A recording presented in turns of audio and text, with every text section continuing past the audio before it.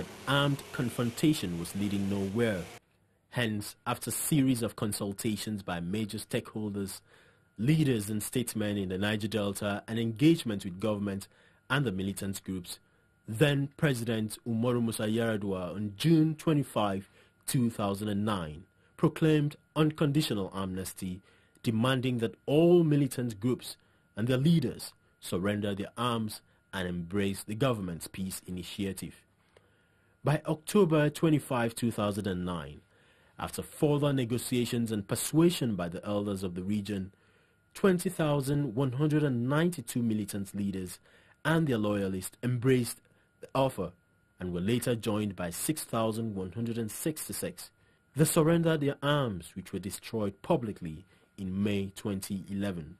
A segment of society that felt aggrieved, justifiably, because of neglect and underdevelopment, and it would have escalated into open confrontation, and it would have warranted the federal government initiating low-intensity conflict to restore peace.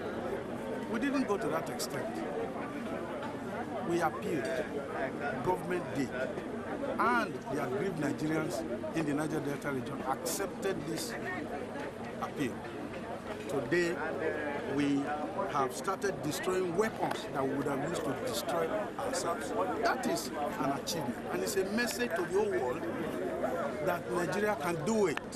The government, on its part, commenced a rehabilitation and reintegration program under a structured disarmament, demobilization and reintegration (DDR) program. This program is what the Amnesty Office has been diligently managing up till now. These were highly necessary in order to stabilize, consolidate and sustain security conditions in the Niger Delta region as a prerequisite for promoting economic development in the area. Distinguished ladies and gentlemen, the Amnesty Office is pleased to inform you that the first two phases of this program, that is, the disarmament and demobilization phases, have been completed.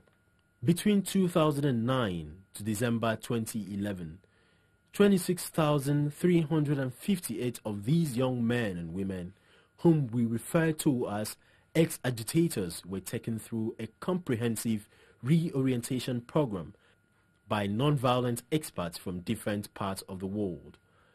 2010 till date, the reintegration phase, the Amnesty Office is currently involved in the deployment of the disarmed and demobilized youths to different vocational centers where they are trained in their areas of interest.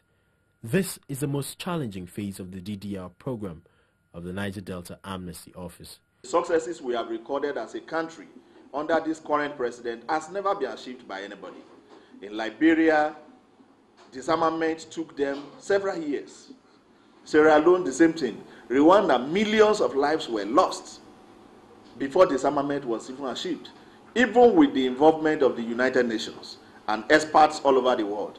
This Nigerian-made DDRO program has achieved disarmament, has achieved demobilization. We are at a very critical stage of life-impacting part of it, which is the reintegration phase, and this is what currently we are handling.